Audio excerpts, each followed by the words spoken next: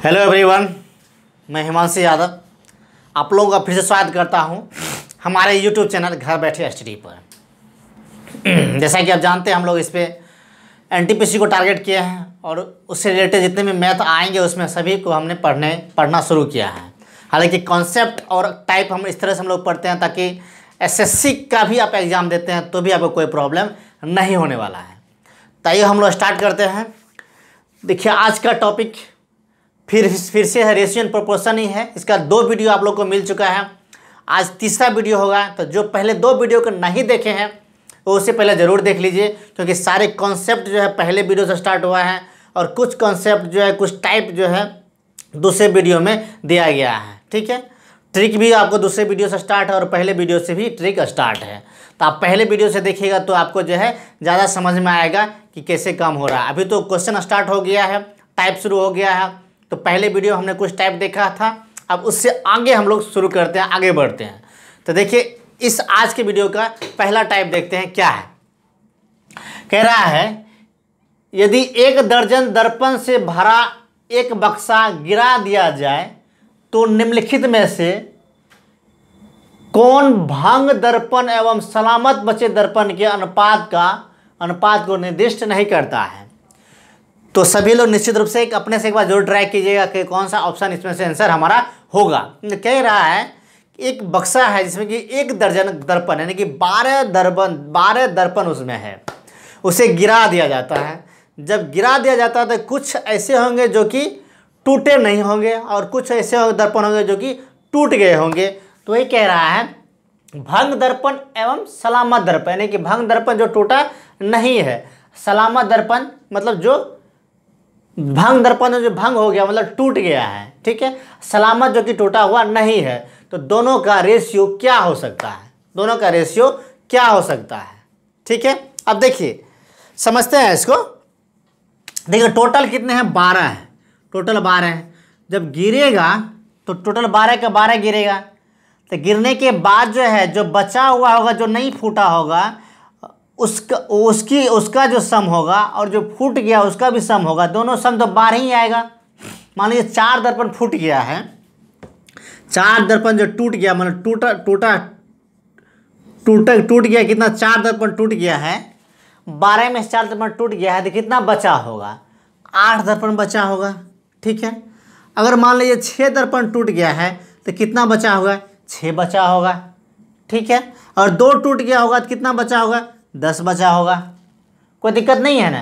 इसका मतलब जितना टूटा होगा शेष बच गया होगा। यही बोल रहा है कि ये इसका एक्चुअल वैल्यू जो है ये ऑप्शन में नहीं दिया है। ठीक है, एक्चुअल वैल्यू जो है ऑप्शन में नहीं दिया है। ये कह रहा है ऑप्शन में जो टूटा हुआ और बिना टूटा हुआ का रेशियो इसमें से कौन सा नहीं हो सकता है। देखिए ये सब भी तो टूटा हुआ और बिना टूटा हुआ का रेशियो है, और भी रेशियो बन सकते हैं ऐसे ही। तो और ये दोनों का रेशियो निकालें तो कितना होगा, मेरा 1 अनुपात कितना होगा, 2 होगा। इसका निकालें तो कितना होगा, 1 अनुपात ये होगा। इसका निकालें तो कितना होगा, 1 अनुपात 5 होगा। ठीक है ना। ऐसे ही अगर मान लेते हम ले लेते हैं 4 अनुपात 4 ले लेते हैं, 4 अनुपात 8 तो हो ही गया है। ठीक है, ऐसे ही ले लेते हैं 6 आप ले सकते हैं, 5 अनुपात ले सकते हैं, 7 ले सकते हैं। दोनों मिलके क्या हो रहा है, मतलब 5 और 7 लीजिएगा तो 5 टूटा हुआ और 7 बिना टूटा हुआ। फिर इसका जो है रेशियो लीजिएगा तो कितना आएगा, 5 से 5:7 ही आएगा दोनों, क्योंकि दोनों में कोई कॉमन नहीं है। तो मतलब ये है कि हमें यहाँ ये करना है कि टोटल जो है 12 होना चाहिए, टोटल 12 होना चाहिए। देखिए 4 और 8 का योग 12 है। ठीक है, और इसका रेशियो देखिए कितना आ रहा है, 3 आ रहा है। तो ये 3 क्या कर रहा है, 12 को काटेगा कि नहीं काटेगा, यानी कि 12 को हमें काटना चाहिए तभी जो है इसका रेशियो हो सकता है। उसी तरह देखिए 6 से 12 होता है, इसका रेशियो 1 कितना है, 2 है। तो अगर ये रेशियो तभी होगा जब ये 12 को काटेगा, तो 2 12 को काट रहा है क्योंकि ये 6 का रेशियो है। उसी तरह 1 और 5 है, कितना होगा 6, ये 12 को काट रहा है। तो ये ऑप्शन सही होगा क्योंकि ये निश्चित रूप से जो है एक बराबर वे में जो होगा टूटा हुआ का और न टूटा हुआ का। देखिए 2 टूटा हुआ है और बाकी जो बच गया वो टूटा हुआ नहीं है। समझ रहे हो, यानी कि जो ऑप्शन में जो है मेरा टोटल योग जो है टूटा हुआ का और नहीं टूटा हुआ का टोटल योग जो होगा वह 12 को कट करना चाहिए, 12 को काटना चाहिए। ठीक है। देखिए दोनों का योग 12 है ना, तो यहाँ से 4 कॉमन ले लिए तब तो 1:2 आया है। उसी तरह इसमें देखिए 3 और 4 है, 3 और 1 है, तो इसका टोटल कितना हो गया, 4 हो गया। 4 हो गया तो ये 12 को काट रहा है, 12 को काट रहा है, यानी कि टूटा हुआ बिना टूटा का रेशियो ये एक हो सकता है, एक हो सकता है। क्योंकि अगर इसका कांस्टेंट हम जो है कांस्टेंट से एक्चुअल कांस्टेंट से मल्टीप्लाई करेंगे तो इसका दोनों का योग 12 हो जाएगा। ठीक है। देखिए अगर 3 होगा, कांस्टेंट इसका 3 अगर रखते हैं तो ये 9 हो जाएगा, ये 3 हो जाएगा, 12 हो जाएगा कि नहीं। उसी तरह देखिए 2 1 3 है, 2 1 3 में 12 को काट रहा है, इसका मतलब 2:1 भी जो है ये रेशियो हो सकता है टूटा हुआ का और बिना टूटा हुआ का। उसी तरह देखिए 4:1 है, कितना हो जाएगा, 5 हो जाएगा। तो 5 अगर टूटा हुआ का नहीं टूटा हुआ योग 5 होगा तो कभी ये 12 को नहीं काटेगा, इसका मतलब ये नहीं हो सकता है। ठीक है। इसी तरह 1:1 है, तो 1:1 कितना, 2 हो गया, ये 12 को काट रहा है तो हो सकता है 6 टूटा होगा, 6 नहीं टूटा होगा, इसलिए रेशियो इसका 1:1 आया है। जैसे 7:5 है, 7:5 ऑलरेडी ये 12 हो जा रहा है, तो एक्चुअल में हो सकता है 7 टूटा होगा और 5 नहीं टूटा होगा, तो इसलिए जो है 7:5 भी ऑप्शन में हमारा सही होगा। यानी कि कौन सा ऑप्शन जो है गलत होगा, जो कि तो वही ऑप्शन गलत होगा जो 12 जिसका सम जो है 12 नहीं पूर रहा है। देखिए सिर्फ 4:1 जो है इससे 12 नहीं पूर रहा है। तो ये हमारा पूछ रहा है निम्नलिखित निर्दिष्ट नहीं करता है, यानी कि भंग दर्पण एवं सलामत बचे दर्पण के अनुपात को निर्दिष्ट नहीं करता है। सिर्फ 4:1 ही है जो एक्चुअल जो कि अनुपात या निर्दिष्ट नहीं करता है, यानी कि इस अनुपात में कभी भी दो दर्पण जो है नहीं टूट सकता है। ठीक है। तो आप समझ गएंगे हमारा आंसर क्या होगा। तो निश्चित रूप से आप जो है क्वेश्चन को अच्छे समझे होंगे, नहीं समझे फिर भी जो है हर वीडियो के नीचे जो व्हाट्सएप फेसबुक ग्रुप का सभी का टेलीग्राम का लिंक दिया जाता है, उससे ज्वाइन कीजिए। कुछ भी डाउट होता है आप वहाँ डालिए, या मैथ के अलावा कोई सी और सब्जेक्ट में, चाहे रीजनिंग हो चाहे जीके जीएस साइंस हो, कोई भी सब्जेक्ट में डाउट होता है आप वहाँ डालिए, आपको जो ग्रुप मेंबर हैं या मेरे द्वारा आपको आंसर दिया जाएगा। आइए हम लोग आगे बढ़ते हैं, अब देखते हैं अगला टाइप। आइए आगे बढ़ते हैं और नेक्स्ट क्वेश्चन हम लोग देखते हैं। कह रहा है 6, 8 और 15 का चौथा समानुपाती निकालें। 6, 8 और 15 का चौथा समानुपाती बोलता है निकालने के लिए। देखिए क्वेश्चन तो जिसे पता है उसके लिए सिंपल है, पर जिन्हें नहीं पता उनको दिक्कत हो सकती है, इसलिए हम लोग सारे क्वेश्चन लेते हैं ताकि जिन्हें आते हैं और भी अच्छे सीख लें, जिन्हें नहीं आते हैं उन्हें बेसिक से उन्हें अच्छे से पता चल जाए, कोई डाउट उन्हें ना हो। ठीक है। देखिए इसमें कह रहा है 6, 8 और 15 का चौथा समानुपाती याद है। देखिए इसमें क्या करना है, देखिए पहला A B C D 4 term है, तो हमें कह रहा है चौथा टर्म निकालने के लिए। देखिए जब भी जो चौथा बोले या तीसरा निकालने के लिए जो भी निकालने के लिए बोलेगा उसे हम लास्ट में रखेंगे, और एक्स मान लेंगे, उसे लास्ट में रख के उसे एक्स मान लेंगे। देखिए पहला टर्म तो ए हो गया, दूसरा टर्म बी हो गया, तो ए अनुपात बी हो गया, ए अनुपात बी हो गया समानुपात। तीसरा टर्म सी हो गया, और चौथा टर्म हमें निकालने के लिए बोल ही रहा है, तो ये एक पैटर्न हो गया आपको इस तरह के क्वेश्चन का। तो ए का वैल्यू कितना दिया है, 6 दिया है, बी का वैल्यू 8 दिया है, सी का वैल्यू 15 दिया हुआ है, और हमें एक्स का वैल्यू निकालना है। तो 6/8 आ जाएगा, 6/8 आ जाएगा। ठीक है। देखिए ये 6/8 हो गया, ये 15/x हो गया, x यहाँ आ जाएगा, 8 ऊपर 6 नीचे, तो 8 गुना 15/6 हो गया। 3 दूना 6, 2 से इसे 4 बेर में और 3 से इसे 5 बेर में, तो x का वैल्यू कितना आ गया हमारा 20 आ गया, x का वैल्यू हमारा आ गया 20 आ गया। तो कोई दिक्कत आप लोगों को नहीं हुई होगी इसमें। ठीक है। जिन्हें भी नहीं पता है बस ये पैटर्न ध्यान में रखना है, ऐसे ही बैठा देना है, आंसर सभी का आ जाएगा। ठीक है। चलिए बढ़ते हैं आगे, आइए देखते हैं आगे। तो ये हम लोग फिर से आगे बढ़ते हैं, नेक्स्ट क्वेश्चन देखते हैं। देखिए अभी सेकेंड वीडियो में हमने एक क्वेश्चन देखा था, अभी तक हमने ये हमारा थर्ड क्वेश्चन होगा, तो कुल मिला के फोर्थ क्वेश्चन हम लोग देख रहे हैं। ये चौथा क्वेश्चन हमारा होगा, नंबरिंग किया मैंने क्वेश्चन नंबर 4। नंबरिंग कर देता हूँ क्योंकि इससे आप लोग को ईजी हो जाएगी। आप लोग पूछिएगा कि इतने नंबर क्वेश्चन में डाउट है, फिर से बताइए, या जो आप लोग का प्रॉब्लम होगा वो आप बता सकते हैं क्वेश्चन नंबर के अकॉर्डिंग। ठीक है, इस क्वेश्चन को पढ़ता हूँ मैं। कहता 15 एवं 20 का तीसरा समानुपाती निकालें। 15 एवं 20 का तीसरा समानुपाती निकालें। इससे पहले वाला क्वेश्चन में था चौथा समानुपाती निकालें। देखिए इसमें कह रहा है तीसरा समानुपाती निकालें। तीसरा निकालेंगे, दे दिया है टर्म के कौन सा, पहला और दूसरा दिया है, तीसरा पूछ रहा है। तभी अभी हमने बोला है कि जो भी टर्म निकालना है उसे लास्ट में रखना, उसे लास्ट में रखना है। ठीक है, पहला टर्म हो गया ये, दूसरा टर्म हो गया बी, तीसरा जो है हमें लास्ट में रखना है। तो लास्ट में तीसरा को हम क्या मान लेंगे, एक्स मान लेंगे। लास्ट में हमें एक्स मान लेंगे। एक और टर्म हमें चाहिए तो बी को हम रिपीट कर देंगे, यानी कि हमारा हो गया ए अनुपात बी। तो तीसरा टर्म है नहीं तो बी को तीसरा की जगह रखेंगे, बी को तीसरा जगह रखेंगे और अनुपात एक्स हो गया, क्योंकि एक्स लास्ट में रखेंगे जो हमें निकालना है। तो जो टर्म हमें निकालना है उसे हम लोग लास्ट में रखेंगे। ठीक, कोई दिक्कत नहीं है।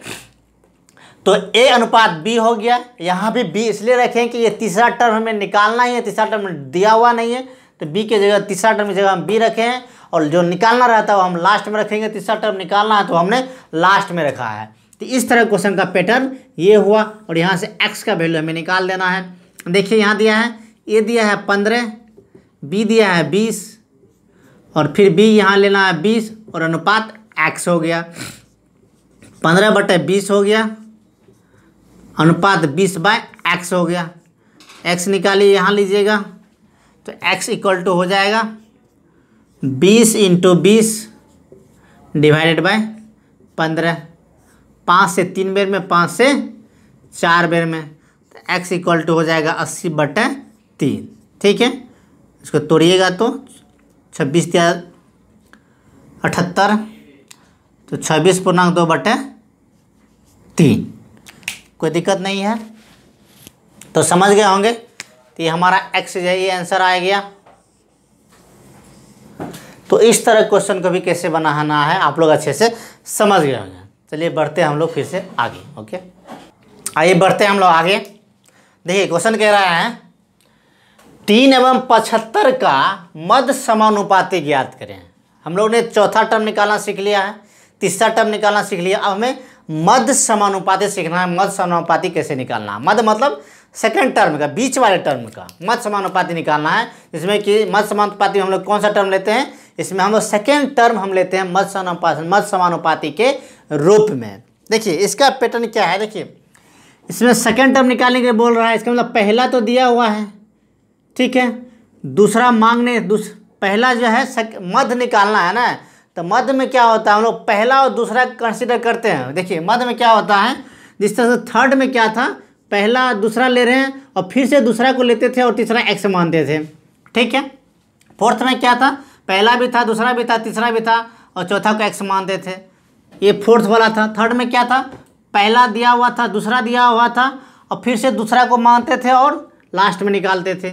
मध्य में क्या करते हैं, पहला दिया हुआ रहेगा, दूसरा दिया हुआ रहेगा और दूसरा को फिर हम दूसरा हमें क्या करना है, निकालना ही है, दूसरा निकालना ही है। लेकिन हमें क्या करना है, दूसरा जगह एक्स मान लीजिए, आप दूसरा जगह एक्स मान लीजिए, ठीक है, कोई दिक्कत नहीं है।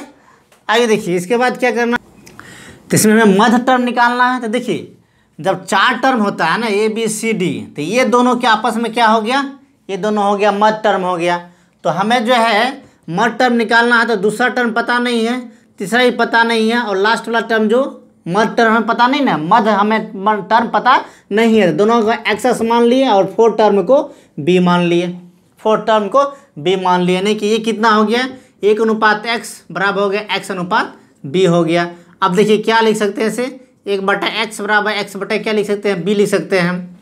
तो x को हम उधर रखेंगे तो एक कितना आ गया, x को उधर रखेंगे तो x² हो जाएगा और इसमें ab हो गया। तो x बराबर क्या आ गया, ab का रूट आ गया, ab का रूट आ गया, x बराबर क्या आ गया, ab का रूट आ गया।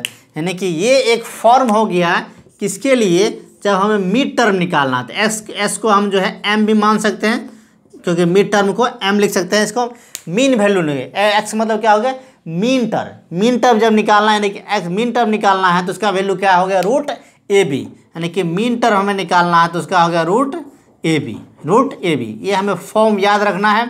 और जब भी मीन टर्म निकालने के लिए बोलेगा तो जो दो टर्म दिया हुआ रहेगा उसका मीन टर्म निकालना रहेगा, तो दोनों टर्म के मल्टीप्लिकेशन को, दोनों टर्म के प्रोडक्ट का जो हम लोग रूट निकाल लेंगे, दोनों टर्म के प्रोडक्ट का हम लोग रूट निकालेंगे, तो वही हमारा मध्य मीन टर्म का यानी कि मध्य समानुपाती का हमारा मान वो देगा। अब देखिए यहाँ पे मान रखिए, मध्य समानुपाती का मान हमें निकालना ही है। रूट हो गया, पहला टर्म कितना 3 है, तीसरा क्या है, दूसरा क्या है 75 है, तो 25 तिया 75 है, तो 25 का हमें 5 निकल जाएगा, और 25 तिया 3 एक यहाँ है, एक 3 एक यहाँ है, 2 3 का 1 3 निकल जाएगा, तो कितना आ जाएगा, तो m बराबर कितना आ गया हमारा, मध्य टर्म बराबर आ गया 15, मध्य टर्म बराबर कितना आ गया 15। तो ये हमारा हो गया आंसर हो गया। ठीक है, तो हर तरह का टर्म निकालने के लिए आप अच्छे से सीख गए हैं, कोई दिक्कत इसमें आप लोगों को नहीं होगी। आइए हम लोग अगले टाइप की ओर बढ़ते हैं। ठीक है, आइए हम लोग आगे बढ़ते हैं, नेक्स्ट क्वेश्चन में देखते हैं। Question number 5, fifth question number है।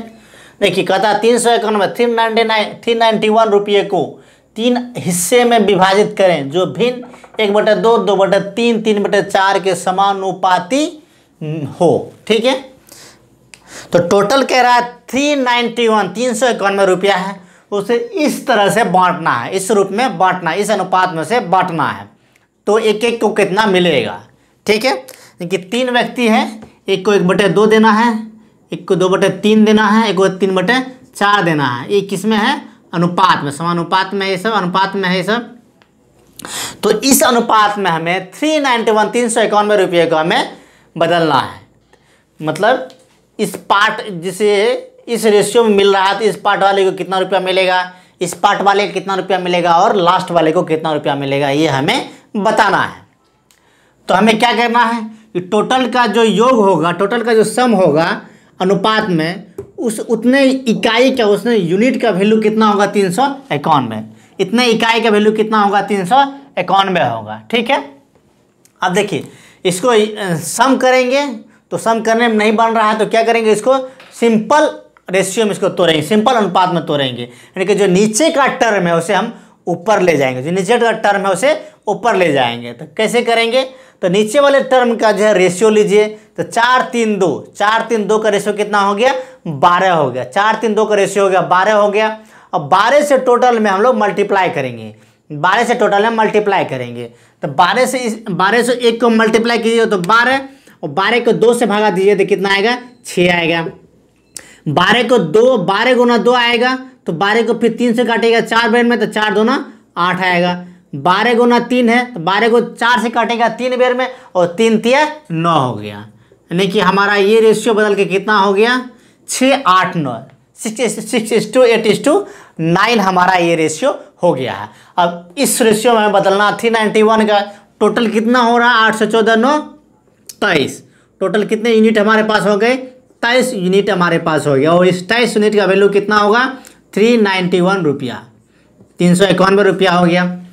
तो एक यूनिट का वैल्यू निकालेंगे, एक यूनिट का वैल्यूनिकालेंगे तो हमारे पास 6 यूनिट का, एक का निकल जाएगा तो 6 का कितना होगा निकल जाएगा, 8 का कितना होगा, 9 का कितना होगा, हम सभी निकाल सकते हैं। ठीक, एक यूनिट का वैल्यू कितना होगा, आप 23 से इसमें डिवाइड कीजिएगा तो आपका आएगा 17 रुपया, आपका आएगा 17 रुपया। ठीक है, एक यूनिट का वैल्यू 17 रुपया, तो 6 यूनिट का वैल्यू कितना आएगा 102 रुपया। ठीक है, इसी तरह 8 यूनिट का वैल्यू कितना आएगा 136 रुपया, 17 गुना 8 कितना होगा 136 रुपया। ठीक है, इसी तरह हम लोग 9 यूनिट का वैल्यू निकालेंगे कितना आएगा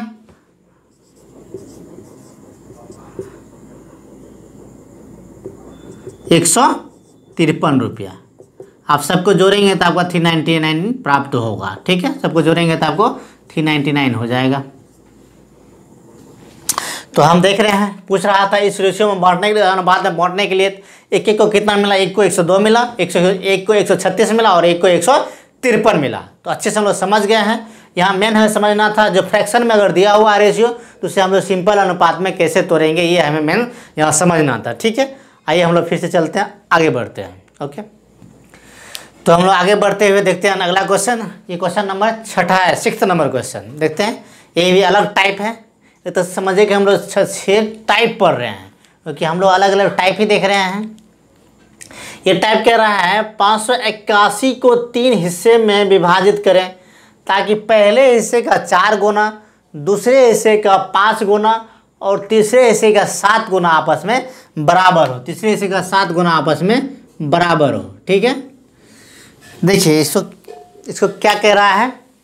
पहले हिस्से का पहला हिस्सा ए है तो उसका 4 गुना, दूसरे हिस्सा बी है तो उसका 5 गुना, तीसरा हिस्सा सी है तो उसका 7 गुना, और ये आपस में 7। तो ये कितना हो गया, तो तीसरा हो गया सी अनुपात 7। ठीक है, यानी कि यहाँ क्या दिया हुआ है, इसे हम इस तरह से भी लिख सकते हैं 4A बराबर 5B इक्वल टू 7C लिख सकते हैं हम। अब यहाँ पे तो रेशियो में दिया हुआ नहीं, कह रहा है रेशियो में बांटने के लिए 581 को, लेकिन रेशियो में दिया हुआ नहीं है, ये बराबर में दिया है। इसका मतलब क्या है, इसे हमें रेशियो में कन्वर्ट करना पड़ेगा। तो यहाँ हमें यही मेन रूप से सीखना है, जब बराबर में दिया रहेगा टर्म तो हमें उसे रेशियो में कैसे कन्वर्ट करना है। देखिए हमें ए का यानी कि ए अनुपात बी अनुपात और सी अनुपात का वैल्यू हमें लिखना है, ये करना है यहाँ पे। तो ए का वैल्यू लिखने के लिए ये ए का टर्म है, इसको हमें नहीं देखना है, इसको नहीं देखना है। तो बचा कौन, बी और सी। तो बी का कांस्टेंट 5 है, सी का कांस्टेंट 7 है। ये दोनों कांस्टेंट को आपस में मल्टीप्लाई करेंगे, दोनों का प्रोडक्ट लेंगे आपस में। तो 5 और 7 का कितना हो गया, 35 हो गया। अनुपात बी का निकालना है, तो बी को नहीं देखेंगे, बाकी ए और सी को देखेंगे। ए का कांस्टेंट 4 है, सी का कांस्टेंट 7 है, दोनों का प्रोडक्ट कितना हुआ 28, यानी कि 28 हो गया दोनों का प्रोडक्ट। सी का निकालना, तो सी का नहीं देखना है, ए और बी का देखना है। ए का 4 है, सी का 5 है, 4 और 5 का प्रोडक्ट कितना हो गया, 4 और 5 का गुणनफल कितना हो गया, 20 हो गया। ठीक है, अभी सभी सारे को ऐड कीजिएगा तो कितना हो जाएगा, 35 28 8 10 15 8 13 3 हो गया, और ये हो गया 3 2 5 2 7, यानी कि 83 हो गया। 83 यूनिट का वैल्यू हमारे पास दिया हुआ है, कितना 581। ठीक है, 1 यूनिट का वैल्यू निकालिएगा आप तो आपका आएगा 17। 1 यूनिट का वैल्यू आएगा आपका 83 के 1 7 7 के 7 आएगा। यूनिट का वैल्यू कितना आएगा, 7 आएगा। 1 यूनिट का वैल्यू कितना आएगा, 7 आ गया। ठीक है, अब देखिए 1 यूनिट का वैल्यू आ गया।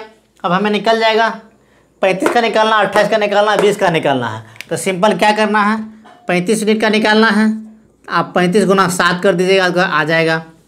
28 का निकालना है तो 28 गुना क्या करना है, 28 गुना 7 कर देना है, इसका वैल्यू निकल जाएगा। 35 गुना 7 करेंगे, इसका आ जाएगा। उसी तरह 20 यूनिट का निकालना है तो 20 गुना 7 कीजिएगा, आपका वैल्यू आ जाएगा। यानी कि ये आपका आंसर है जो कि पूछ रहा है कि बराबर इस तरह बांटा जाएगा तो इसका तीनों हिस्से का मान क्या होगा। तो ये हमारा निकल गया तीनों हिस्से का मान। ठीक है, तो कोई दिक्कत नहीं, आप लोग अच्छे से देख लीजिए। कोई भी डाउट होगा तो आप व्हाट्सएप पे डालिए, आपको जो है जो भी प्रॉब्लम होगा उसका डाउट जो क्लियर किया जाएगा। ठीक है, तो हम लोग हैं 6 क्वेश्चन अभी तक देख चुके हैं। फिर से हम लोग अगले वीडियो में आएंगे और एक नए टाइप शुरू करेंगे, फिर नया टाइप देखेंगे। ठीक है, तब तक आप लोग इसको प्रैक्टिस कीजिए, अच्छे से समझने की कोशिश कीजिए। कहीं भी कोई प्रॉब्लम होता है अभी क्लियर कर लीजिए। ठीक है, ताकि आप लोग ताकि टाइप जब समाप्त हो जाएगा तो आप लोग आपस में जो प्रैक्टिस कीजिएगा, टेक्स्ट बुक बना के जो प्रॉब्लम बनाइएगा तो उसमें आपको कम दिक्कतें होगी। ठीक है, तो हम लोग इस वीडियो को यहीं रखते हैं, फिर मिलेंगे हम लोग अगले वीडियो में। तब तक के लिए जय हिंद।